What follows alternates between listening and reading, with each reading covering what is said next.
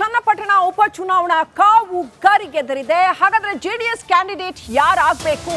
ನಿಖಿಲ್ ಕುಮಾರಸ್ವಾಮಿ ಚನ್ನಪಟ್ಟಣಕ್ಕೆ ಜೆಡಿಎಸ್ ಅಭ್ಯರ್ಥಿ ಆಗಲಿ ಅಂತ ಜೆಡಿಎಸ್ ನಲ್ಲಿ ಬಹಿರಂಗ ಒತ್ತಾಯ ಕೇಳಿ ಬಂದಿದೆ. ಜೆಡಿಎಸ್ ಮುಖಂಡರುಗಳು ಬಹಿರಂಗವಾಗಿ ಒತ್ತಾಯ ಮಾಡ್ತಾ ಇದ್ದಾರೆ, ನಿಖಿಲ್ ಕುಮಾರಸ್ವಾಮಿನೇ ಕ್ಯಾಂಡಿಡೇಟ್ ಆಗಲಿ ಅಂತ. ಚನ್ನಪಟ್ಟಣ ಮೈತ್ರಿ ಅಭ್ಯರ್ಥಿ ನಿಖಿಲ್ ಕುಮಾರಸ್ವಾಮಿ ಆಗಲಿ ಪಕ್ಷದ ತಾಲೂಕು ಘಟಕದ ಅಧ್ಯಕ್ಷ ಜಯಮುತ್ತು ಈ ಘೋಷಣೆಯನ್ನ ಮಾಡಿದ್ದಾರೆ. ಇದು ಜೆಡಿಎಸ್ನ ಕ್ಷೇತ್ರ. ಕುಮಾರಸ್ವಾಮಿ ಅವರ ರಾಜೀನಾಮೆಯಿಂದ ಬೈ ಎಲೆಕ್ಷನ್ ನಡೀತಾ ಇದೆ. ಹಾಗಾಗಿ ಈ ಕ್ಷೇತ್ರ ಉಳಿಸಿಕೊಳ್ಬೇಕಾದ ಅನಿವಾರ್ಯತೆ ಜೆಡಿಎಸ್ಗೆ ಇದೆ. ಈ ಕ್ಷೇತ್ರಕ್ಕೆ ನಿಖಿಲ್ ಕುಮಾರಸ್ವಾಮಿ ಅವರನ್ನೇ ಅಭ್ಯರ್ಥಿ ಮಾಡೋಣ ಅಂತ ಜೆಡಿಎಸ್ ಮುಖಂಡರುಗಳು ಹೇಳ್ತಾ ಇದ್ದಾರಂತೆ. ಯಾವುದೇ ಭಿನ್ನಾಭಿಪ್ರಾಯ ಇದ್ರೂ ಕೂಡ ಅದನ್ನ ಬಿಟ್ಟು ಒಟ್ಟಾಗಿ ಕೆಲಸ ಮಾಡೋಣ ಅನ್ನುವಂಥ ಒಂದು ಭಾವನೆ ಮೂಡ್ತಾ ಇದೆ ಅಂತ ಹೇಳಲಾಗ್ತಾ ಇದೆ. ನಿಖಿಲ್ ಕುಮಾರಸ್ವಾಮಿ ಅವ್ರನ್ನ ಗೆಲ್ಲಿಸ್ಕೊಂಡು ಬರೋಣ ಅಂತ ಜೆಡಿಎಸ್ ಮುಖಂಡರು ತೀರ್ಮಾನ ಮಾಡಿದ್ದಾರೆ ಅಂತ ಹೇಳಲಾಗ್ತಾ ಇದೆ. ಜೆಡಿಎಸ್ ಕಾರ್ಯಕರ್ತರ ಸಭೆಯಲ್ಲಿ ತಾಲೂಕು ಜೆಡಿಎಸ್ ಅಧ್ಯಕ್ಷ ಜಯಮುತ್ತು ಈ ಹೇಳಿಕೆಯನ್ನು ಕೊಟ್ಟಿದ್ದಾರಂತೆ. ಜನ ಹಿರಿಯ ರೈತಾಪಿ ವರ್ಗದ ತಂದೆ ತಾಯಂದಿರುಗಳು ಮನಸ್ಸಲ್ಲಿ ಇಟ್ಕೊಂಡಿದ್ದೀರಿ. ದೇವೇಗೌಡರು ಸಾಹೇಬರ ಕೊಡುಗೆಯನ್ನ ಈ ಭಾಗಕ್ಕೆ, ಅದರಲ್ಲೂ ವಿಶೇಷವಾಗಿ ನೀರಾವರಿಯ ಯೋಜನೆಯನ್ನ ದೂರದೃಷ್ಟಿ ಇಟ್ಕೊಂಡು ಸನ್ಮಾನ್ಯ ದೇವೇಗೌಡರು ತಗೊಂಡಂತ ಅವತ್ತಿನ ತೀರ್ಮಾನ. ಹಾಗಾದ್ರೆ ಚನ್ನಪಟ್ಟಣ ಉಪಚುನಾವಣೆ ಇನ್ನಷ್ಟು ಕಾವೇರುತ್ತಾ? ನಿಖಿಲ್ ಕುಮಾರಸ್ವಾಮಿ ಅಭ್ಯರ್ಥಿ ಆಗ್ತಾರಾ? ಏನಾಗತ್ತೆ? ಅದೇ ಸಮಯದಲ್ಲಿ ಕಾಂಗ್ರೆಸ್ನಿಂದ ಯಾರು ಅಭ್ಯರ್ಥಿ ಆಗ್ತಾರೆ? ಡಿ.ಕೆ. ಶಿವಕುಮಾರ್ ಇದನ್ನ ಒಂದು ಪ್ರತಿಷ್ಠೆಯ ಪಣವಾಗಿ ತಗೊಂಡಿದ್ದಾರೆ. ಹಾಗಾಗಿ ಚನ್ನಪಟ್ಟಣ ಚುನಾವಣೆ ಯಾವ ರೀತಿಯಲ್ಲಿ ಕಾವೇರುತ್ತೆ ಕಾದು ನೋಡಬೇಕಾಗಿದೆ.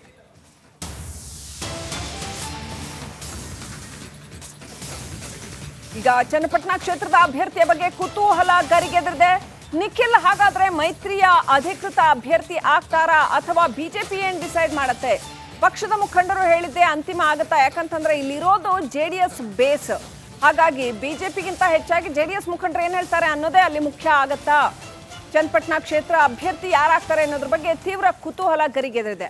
ಆದ್ರೆ ನಿಖಿಲ್ ಕುಮಾರಸ್ವಾಮಿ ಅವರ ವಿಚಾರದಲ್ಲಿ ಕಳೆದ 2-3 ಬಾರಿಯ ಚುನಾವಣೆಯ ಸೋಲು ಎಲ್ಲೋ ಒಂದು ಕಡೆ ಸವಾಲಾಗತ್ತಾ? ಈ ಸಾರಿ ಆದ್ರೂ ಗೆಲ್ತಾರಾ? ಹೇಗಾಗತ್ತೆ ಅನ್ನೋದು ಕಾದು ನೋಡ್ಬೇಕಾಗಿದೆ. ಪಕ್ಷದಲ್ಲಿ ಯಾರೇ ಅಭ್ಯರ್ಥಿ ಆದ್ರೂ ಕೂಡ ಪಕ್ಷದ ಪರವರ್ತಕ್ಕಂಥದ್ದು ಕೂಡ ಒಂದು ಇತಿಹಾಸ. ಏಕೆಂದ್ರೆ ನಾನು ಹಲವಾರು ಬಾರಿ ಹೇಳಿದ್ದೇನೆ,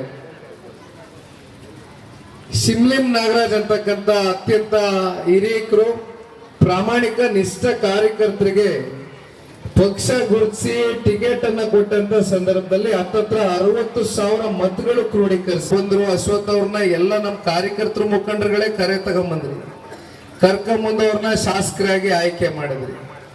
ತದನಂತರ ಘಟನೆಗಳು ಏನು ಅಂತಕ್ಕಂಥದ್ದು ಇತಿಹಾಸ ನನಗಿನ್ ಚೆನ್ನಾಗಿ ತಮ್ಗಳಿಗೆ ಗೊತ್ತಿದೆ. ಪಕ್ಷದಲ್ಲಿ ಯಾರೇ ಅಭ್ಯರ್ಥಿ ಆದ್ರೂ ಕೂಡ ಪಕ್ಷದ ಪರವರ್ತಕ್ಕಂಥದ್ದು ಕೂಡ ಒಂದು ಇತಿಹಾಸ. ಏಕೆಂದ್ರೆ ನಾನು ಹಲವಾರು ಬಾರಿ ಹೇಳಿದ್ದೇನೆ, ಶಿಮ್ಲಿಂ ನಾಗರಾಜ್ ಅಂತಕ್ಕಂಥ ಅತ್ಯಂತ ಹಿರಿಯಕರು, ಪ್ರಾಮಾಣಿಕ ನಿಷ್ಠ ಕಾರ್ಯಕರ್ತರಿಗೆ ಪಕ್ಷ ಗುರುತಿಸಿ ಟಿಕೆಟ್ ಅನ್ನ ಕೊಟ್ಟಂತ ಸಂದರ್ಭದಲ್ಲಿ ಹತ್ತತ್ರ 60,000 ಮತಗಳು ಕ್ರೋಢೀಕರಿಸಿ ಬಂದ್ರು. ಅಶ್ವಥ್ ಅವ್ರನ್ನ ಎಲ್ಲ ನಮ್ಮ ಕಾರ್ಯಕರ್ತರು ಮುಖಂಡ ಕನೆಕ್ಟ್ ಆಗಿದ್ದಾರೆ. ಮಹದೇವ ಸ್ವಾಮಿ, ಚನ್ನಪಟ್ಟಣ ಚುನಾವಣಾ ಕಾವು ಯಾವ ರೀತಿಯಲ್ಲಿ ಏರ್ತಾ ಇದೆ? ಮೈತ್ರಿ ಅಭ್ಯರ್ಥಿ ಯಾರಾಗಬಹುದು? ಎರಡೂ ಪಾಳೆಗಳಲ್ಲಿ ಏನೆಲ್ಲ ಡೆವಲಪ್ಮೆಂಟ್ ನಡೀತಾ ಇದೆ?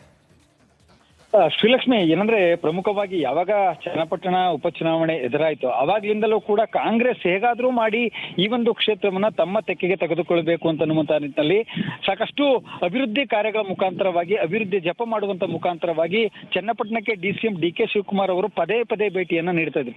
ಇದರ ಬೆನ್ನಲ್ಲೇ ಈಗ ಸ್ವತಃ ಫೀಲ್ಡ್ಗೆ ಎಚ್.ಡಿ. ಕುಮಾರಸ್ವಾಮಿ ಅವರು ಇಳಿದಿರುವಂತದ್ದು. ಇವತ್ತು ದಿನವಿಡೀ ಕೂಡ ಎಚ್.ಡಿ. ಚನ್ನಪಟ್ಟಣ ವಿಧಾನಸಭಾ ಕ್ಷೇತ್ರ ವ್ಯಾಪ್ತಿಯಲ್ಲಿ ಜಿಲ್ಲಾ ಮಟ್ಟದಲ್ಲಿ ಕಾರ್ಯಕರ್ತರ ಸಭೆಯನ್ನ ಮಾಡುವಂತ ಮುಖಾಂತರವಾಗಿ ಮತ್ತಷ್ಟು ಪಕ್ಷವನ್ನ ಬಲಿಷ್ಠಪಡಿಸುವಂತಹ ಕೆಲಸವನ್ನ ಮಾಡ್ತಾ ಇದ್ದಾರೆ. ಅದರ ಜೊತೆಗೆ ಈಗ ಮೈತ್ರಿ ಅಭ್ಯರ್ಥಿ ಯಾರು ಅನ್ನುವಂತ ವಿಚಾರದಲ್ಲಿ ಸಾಕಷ್ಟು ಗೊಂದಲಗಳಿದೆ. ಒಂದು ಕಡೆ ಸಿ.ಪಿ. ಯೋಗೇಶ್ವರ್ ನಾನೇ ಅಭ್ಯರ್ಥಿ ಅನ್ನುವಂತ ಮಾತುಗಳನ್ನ ಹೇಳ್ತಾ ಇದ್ರೆ, ಆದ್ರೆ ಇವತ್ತು ತಾಲೂಕು ಘಟಕದ ಜೆಡಿಎಸ್ ನ ತಾಲೂಕು ಘಟಕದ ಅಧ್ಯಕ್ಷರಾಗಿರುವಂತಹ ಜಯಮುತ್ತುರವರ ವೇದಿಕೆಯಲ್ಲೇ ಕೂಡ ಹೇಳಿರುವಂತದ್ದು, ನಿಖಿಲ್ ಕುಮಾರಸ್ವಾಮಿ ಅವರೇ ಈ ಕ್ಷೇತ್ರದಲ್ಲಿ ಅಭ್ಯರ್ಥಿ ಆಗ್ಬೇಕು, ಅವರನ್ನೇ ಕೂಡ ನಾವು ಗೆಲ್ಸ್ಕೊಂಡು ಬರೋಣ ಅಂತನ್ನುವಂತ ಮಾತನ್ನು ಕೂಡ ಹೇಳಿರುವಂತದ್ದು ಸಾಕಷ್ಟು ಚರ್ಚೆಗೆ ಕಾರಣವಾಗಿದೆ. ಮೈತ್ರಿ ಗೊಂದಲ ಇನ್ನೂ ಒಂದೊಂದಷ್ಟು ಮುಂದುವರಿಯುತ್ತಾ ಅಂತನ್ನುವಂಥದ್ದನ್ನ ಕಾದು ನೋಡಬೇಕಾಗಿದೆ. ಹಾಗಾಗಿ ಇವತ್ತು ಸಂಪೂರ್ಣವಾಗಿ ಈ ಕ್ಷೇತ್ರದಲ್ಲಿ ಇವತ್ತು ಕುಮಾರಸ್ವಾಮಿ ಅವರು ಪ್ರವಾಸವನ್ನ ಮಾಡ್ತಾ ಇರುವಂತದ್ದು. ಶ್ರೀಲಕ್ಷ್ಮಿ, ಥ್ಯಾಂಕ್ ಯು ಮಹದೇವ ಸ್ವಾಮಿ. ಡೀಟೇಲ್ಸ್ಗಾಗಿ ಸನ್ಮಾನ್ಯ ದೇವೇಗೌಡರು ತಗೊಂಡಂತ ಅವತ್ತಿನ ತೀರ್ಮಾನ ಇಲ್ಲಿಂದ ಮೋಸ್ಟ್ಲಿ 10 ಮತ್ತೆ 12ನೇ ತಾರೀಕು ಇವತ್ತು ಬೈ ಎಲೆಕ್ಷನ್ ಚುನಾವಣೆ ಮೋಸ್ಟ್ಲಿ ಅನೌನ್ಸ್ ಆಗುವಂತ ಅವಕಾಶ ಇದೆ. ಹಾಗಾಗಿ ಇವಾಗ ಮತ್ತೊಮ್ಮೆ ಕುಮಾರಣ್ಣವರು ತಾಲೂಕು 5 ಜಿಲ್ಲಾ ಪಂಚಾಯತಿ ವ್ಯಾಪ್ತಿ ನಗರಸಭೆ ವ್ಯಾಪ್ತಿಯಲ್ಲೂ ಕೂಡ ಕಾರ್ಯಕ್ರಮವನ್ನು ಆಯೋಜನೆ ಮಾಡಿ ಅಂತ ಹೇಳಿದಂತ ಸಂದರ್ಭದಲ್ಲಿ ಇವತ್ತು 4 ಜಿಲ್ಲಾ ಪಂಚಾಯತಿ ವ್ಯಾಪ್ತಿಯಲ್ಲಿ ಇವತ್ತು ಕಾರ್ಯಕ್ರಮನ ಹಮ್ಮಿಕೊಂಡಿದ್ದೇವೆ. ವಿಶೇಷವಾಗಿ ಇವತ್ತು ಕಾರ್ಯಕರ್ತರು ಮುಖಂಡರು ಇವತ್ತು ಕಾಂಗ್ರೆಸ್ ಸರ್ಕಾರ ಇರೋದ್ರಿಂದ ಯಾವುದೋ ಸಣ್ಣ ಪುಟ್ಟ ಬಂದದ್ದೆಲ್ಲ ಇವತ್ತು ಫ್ಲೆಕ್ಸಲ್ಲಿ ಹಾಕ್ಸ್ಕೊತವ್ರೆ. ಕುಮಾರಣ್ಣ ಮಾಡಿದಂತ ಅಭಿವೃದ್ಧಿ ವಿಚಾರನ ನಾವೆಲ್ಲೂ ಕೂಡ ಮುಖಂಡರುಗಳು ಹೈಲೈಟ್ ಮಾಡುವಂತದ್ದು, ಮಾಧ್ಯಮದಲ್ಲಿ ಪತ್ರಿಕೆಯಲ್ಲಿ ಬರುವಂತ ಕೆಲಸವನ್ನು ನಾವೆಲ್ಲೂ ಪ್ರಚಾರ ಮಾಡಲೇ ಇಲ್ಲ. ಇವತ್ತು ಚುನಾವಣೆ ಬಂದಿದೆ ಅಂತೇಳಿ, ಇವತ್ತು ಕಾಂಗ್ರೆಸ್ ಸರ್ಕಾರ ಇದೆ ಅಂತೇಳಿ ಇವತ್ತು ಬೆಳಿಗ್ಗೆ ಎದ್ರೆ ಚನ್ನಪಟ್ಟಣದಲ್ಲಿ ಚನ್ನಪಟ್ಟಣ ಉಪಚುನಾವಣಾ ಕಾವು ಗರಿಗೆದರಿದೆ. ಹಾಗಾದ್ರೆ ಜೆಡಿಎಸ್ ಕ್ಯಾಂಡಿಡೇಟ್ ಯಾರಾಗಬೇಕು? ನಿಖಿಲ್ ಕುಮಾರಸ್ವಾಮಿ ಚನ್ನಪಟ್ಟಣಕ್ಕೆ ಜೆಡಿಎಸ್ ಅಭ್ಯರ್ಥಿ ಆಗಲಿ ಅಂತ ಜೆಡಿಎಸ್ ನಲ್ಲಿ ಬಹಿರಂಗ ಒತ್ತಾಯ ಕೇಳಿ ಬಂದಿದೆ. ಜೆಡಿಎಸ್ ಮುಖಂಡರುಗಳು ಬಹಿರಂಗವಾಗಿ ಒತ್ತಾಯ ಮಾಡ್ತಾ ಇದ್ದಾರೆ, ನಿಖಿಲ್ ಕುಮಾರಸ್ವಾಮಿನೇ ಕ್ಯಾಂಡಿಡೇಟ್ ಆಗಲಿ ಅಂತ.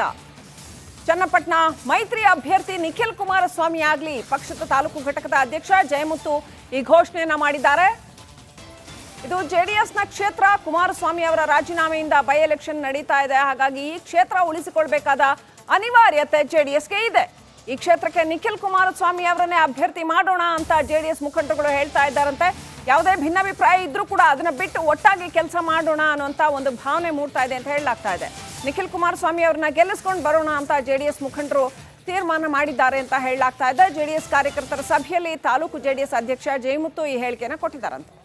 ಜನ ಹಿರಿಯ ರೈತಾಪಿ ವರ್ಗದ ತಂದೆ ತಾಯಂದಿರುಗಳು ಮನಸ್ಸಲ್ಲಿ ಇಟ್ಕೊಂಡಿದ್ದೀರಿ. ದೇವೇಗೌಡರು ಸಾಹೇಬರ ಕೊಡುಗೆಯನ್ನ ಈ ಭಾಗಕ್ಕೆ, ಅದರಲ್ಲೂ ವಿಶೇಷವಾಗಿ ನೀರಾವರಿಯ ಯೋಜನೆಯನ್ನ ದೂರದೃಷ್ಟಿ ಇಟ್ಕೊಂಡು ಸನ್ಮಾನ್ಯ ದೇವೇಗೌಡರು ತಗೊಂಡಂತ ಅವತ್ತಿನ ತೀರ್ಮಾನ. ಹಾಗಾದ್ರೆ ಚನ್ನಪಟ್ಟಣ ಉಪಚುನಾವಣೆ ಇನ್ನಷ್ಟು ಕಾವೇರುತ್ತಾ? ನಿಖಿಲ್ ಕುಮಾರಸ್ವಾಮಿ ಅಭ್ಯರ್ಥಿ ಆಗ್ತಾರಾ? ಏನಾಗತ್ತೆ? ಅದೇ ಸಮಯದಲ್ಲಿ ಕಾಂಗ್ರೆಸ್ನಿಂದ ಯಾರು ಅಭ್ಯರ್ಥಿ ಆಗ್ತಾರೆ? ಡಿ ಕೆ ಶಿವಕುಮಾರ್ ಇದನ್ನ ಒಂದು ಪ್ರತಿಷ್ಠೆಯ ಪಣವಾಗಿ ತಗೊಂಡಿದ್ದಾರೆ. ಹಾಗಾಗಿ ಚನ್ನಪಟ್ಟಣ ಚುನಾವಣೆ ಯಾವ ರೀತಿಯಲ್ಲಿ ಕಾವೇರುತ್ತೆ ಕಾದು ನೋಡಬೇಕಾಗಿದೆ.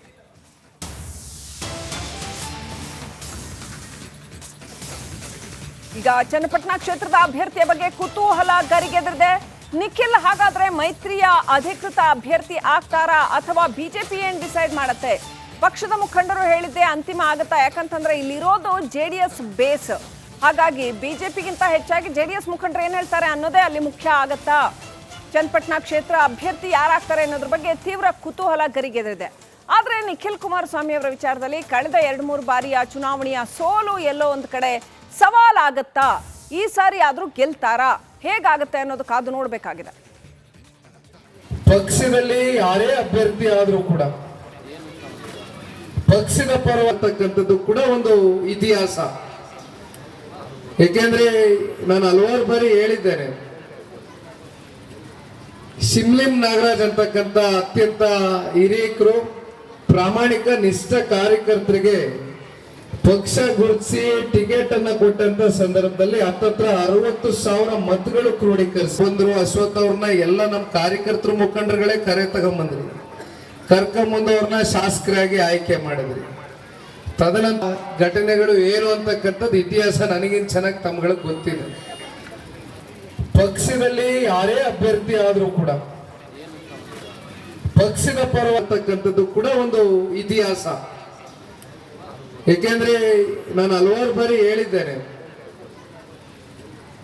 ಶಿಮ್ಲಿಂ ನಾಗರಾಜ್ ಅಂತಕ್ಕಂಥ ಅತ್ಯಂತ ಹಿರಿಯಕರು, ಪ್ರಾಮಾಣಿಕ ನಿಷ್ಠ ಕಾರ್ಯಕರ್ತರಿಗೆ ಪಕ್ಷ ಗುರುತಿಸಿ ಟಿಕೆಟ್ ಅನ್ನ ಕೊಟ್ಟಂತ ಸಂದರ್ಭದಲ್ಲಿ ಹತ್ತತ್ರ 60,000 ಮತಗಳು ಕ್ರೋಢೀಕರಿಸಿ ಬಂದ್ರು. ಅಶ್ವಥ್ ಅವ್ರನ್ನ ಎಲ್ಲ ನಮ್ಮ ಕಾರ್ಯಕರ್ತರು ಮುಖಂಡ ಕನೆಕ್ಟ್ ಆಗಿದ್ದಾರೆ.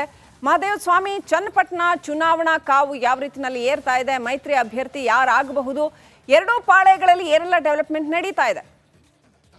ಶ್ರೀಲಕ್ಷ್ಮಿ, ಏನಂದ್ರೆ ಪ್ರಮುಖವಾಗಿ ಯಾವಾಗ ಚನ್ನಪಟ್ಟಣ ಉಪಚುನಾವಣೆ ಎದುರಾಯಿತು ಅವಾಗ್ಲಿಂದಲೂ ಕೂಡ ಕಾಂಗ್ರೆಸ್ ಹೇಗಾದ್ರೂ ಮಾಡಿ ಈ ಒಂದು ಕ್ಷೇತ್ರವನ್ನ ತಮ್ಮ ತೆಕ್ಕೆಗೆ ತೆಗೆದುಕೊಳ್ಬೇಕು ಅಂತನ್ನುವಂತ ನಿಟ್ಟಿನಲ್ಲಿ ಸಾಕಷ್ಟು ಅಭಿವೃದ್ಧಿ ಕಾರ್ಯಗಳ ಮುಖಾಂತರವಾಗಿ, ಅಭಿವೃದ್ಧಿ ಜಪ ಮಾಡುವಂತ ಮುಖಾಂತರವಾಗಿ ಚನ್ನಪಟ್ಟಣಕ್ಕೆ DCM ಡಿ ಕೆ ಶಿವಕುಮಾರ್ ಅವರು ಪದೇ ಪದೇ ಭೇಟಿಯನ್ನ ನೀಡ್ತಾ ಇದ್ರು. ಇದರ ಬೆನ್ನಲ್ಲೇ ಈಗ ಸ್ವತಃ ಫೀಲ್ಡ್ಗೆ HD ಕುಮಾರಸ್ವಾಮಿ ಅವರು ಇಳಿದಿರುವಂತದ್ದು. ಇವತ್ತು ದಿನವಿಡೀ ಕೂಡ HD ಚನ್ನಪಟ್ಟಣ ವಿಧಾನಸಭಾ ಕ್ಷೇತ್ರ ವ್ಯಾಪ್ತಿಯಲ್ಲಿ ಜಿಲ್ಲಾ ಮಟ್ಟದಲ್ಲಿ ಕಾರ್ಯಕರ್ತರ ಸಭೆಯನ್ನ ಮಾಡುವಂತ ಮುಖಾಂತರವಾಗಿ ಮತ್ತಷ್ಟು ಪಕ್ಷವನ್ನ ಬಲಿಷ್ಠಪಡಿಸುವಂತಹ ಕೆಲಸವನ್ನ ಮಾಡ್ತಾ ಇದ್ದಾರೆ. ಅದರ ಜೊತೆಗೆ ಈಗ ಮೈತ್ರಿ ಅಭ್ಯರ್ಥಿ ಯಾರು ಅನ್ನುವಂತ ವಿಚಾರದಲ್ಲಿ ಸಾಕಷ್ಟು ಗೊಂದಲಗಳಿದೆ. ಒಂದು ಕಡೆ CP ಯೋಗೇಶ್ವರ್ ನಾನೇ ಅಭ್ಯರ್ಥಿ ಅನ್ನುವಂತ ಮಾತುಗಳನ್ನ ಹೇಳ್ತಾ ಇದ್ರೆ, ಆದ್ರೆ ಇವತ್ತು ತಾಲೂಕು ಘಟಕದ JDS ನ ತಾಲೂಕು ಘಟಕದ ಅಧ್ಯಕ್ಷರಾಗಿರುವಂತಹ ಜಯಮುತ್ತೂರ್ ಅವರ ವೇದಿಕೆಯಲ್ಲೇ ಕೂಡ ಹೇಳಿರುವಂತದ್ದು ನಿಖಿಲ್ ಕುಮಾರಸ್ವಾಮಿ ಅವರೇ ಈ ಕ್ಷೇತ್ರದಲ್ಲಿ ಅಭ್ಯರ್ಥಿ ಆಗ್ಬೇಕು, ಅವರನ್ನೇ ಕೂಡ ನಾವು ಗೆಲ್ಸ್ಕೊಂಡು ಬರೋಣ ಅಂತನ್ನುವಂತ ಮಾತನ್ನು ಕೂಡ ಹೇಳಿರುವಂತದ್ದು ಸಾಕಷ್ಟು ಚರ್ಚೆಗೆ ಕಾರಣವಾಗಿದೆ. ಮೈತ್ರಿ ಗೊಂದಲ ಇನ್ನೂ ಒಂದಷ್ಟು ಮುಂದುವರಿಯುತ್ತಾ ಅಂತನ್ನುವಂಥದ್ದನ್ನ ಕಾದು ನೋಡಬೇಕಾಗಿದೆ. ಹಾಗಾಗಿ ಇವತ್ತು ಸಂಪೂರ್ಣವಾಗಿ ಈ ಕ್ಷೇತ್ರದಲ್ಲಿ ಇವತ್ತು ಕುಮಾರಸ್ವಾಮಿ ಅವರು ಪ್ರವಾಸವನ್ನ ಮಾಡ್ತಾ ಇರುವಂತದ್ದು. ಶ್ರೀಲಕ್ಷ್ಮಿ, ಥ್ಯಾಂಕ್ ಯು ಮಹದೇವ್ ಸ್ವಾಮಿ. ಡೀಟೇಲ್ಸ್ಗಾಗಿ ಸನ್ಮಾನ್ಯ ದೇವೇಗೌಡರು ತಗೊಂಡಂತ ಅವತ್ತಿನ ತೀರ್ಮಾನ ಇಲ್ಲಿಂದ ಮೋಸ್ಟ್ಲಿ 10 ಮತ್ತೆ 12ನೇ ತಾರೀಕು ಇವತ್ತು ಬೈ ಎಲೆಕ್ಷನ್ ಚುನಾವಣೆ ಮೋಸ್ಟ್ಲಿ ಅನೌನ್ಸ್ ಆಗುವಂತ ಅವಕಾಶ ಇದೆ. ಹಾಗಾಗಿ ಈಗ ಮತ್ತೊಮ್ಮೆ ಕುಮಾರಣ್ಣವರು ತಾಲೂಕು 5 ಜಿಲ್ಲಾ ಪಂಚಾಯತಿ ವ್ಯಾಪ್ತಿ ನಗರಸಭೆ ವ್ಯಾಪ್ತಿಯಲ್ಲೂ ಕೂಡ ಕಾರ್ಯಕ್ರಮವನ್ನು ಆಯೋಜನೆ ಮಾಡಿ ಅಂತ ಹೇಳಿದಂತ ಸಂದರ್ಭದಲ್ಲಿ ಇವತ್ತು 4 ಜಿಲ್ಲಾ ಪಂಚಾಯತಿ ವ್ಯಾಪ್ತಿಯಲ್ಲಿ ಇವತ್ತು ಕಾರ್ಯಕ್ರಮನ ಹಮ್ಮಿಕೊಂಡಿದ್ದೇವೆ. ವಿಶೇಷವಾಗಿ ಇವತ್ತು ಕಾರ್ಯಕರ್ತರು, ಮುಖಂಡರು ಇವತ್ತು ಕಾಂಗ್ರೆಸ್ ಸರ್ಕಾರ ಇರೋದ್ರಿಂದ ಯಾವುದೋ ಸಣ್ಣ ಪುಟ್ಟ ಬಂದದ್ದೆಲ್ಲ ಇವತ್ತು ಫ್ಲೆಕ್ಸ್ ಅಲ್ಲಿ ಹಾಕ್ಸ್ಕೊತವ್ರೆ. ಕುಮಾರಣ್ಣ ಮಾಡಿದಂತ ಅಭಿವೃದ್ಧಿ ವಿಚಾರನ ನಾವೆಲ್ಲೂ ಕೂಡ ಮುಖಂಡರುಗಳು ಹೈಲೈಟ್ ಮಾಡುವಂತದ್ದು, ಮಾಧ್ಯಮದಲ್ಲಿ ಪತ್ರಿಕೆಯಲ್ಲಿ ಬರುವಂತ ಕೆಲಸವನ್ನು ನಾವೆಲ್ಲೂ ಪ್ರಚಾರ ಮಾಡಲೇ ಇಲ್ಲ. ಇವತ್ತು ಚುನಾವಣೆ ಬಂದಿದೆ ಅಂತೇಳಿ, ಇವತ್ತು ಕಾಂಗ್ರೆಸ್ ಸರ್ಕಾರ ಇದೆ ಅಂತೇಳಿ ಇವತ್ತು ಬೆಳಿಗ್ಗೆ ಎದ್ರೆ ಚನ್ನಪಟ್ಟಣದಲ್ಲಿ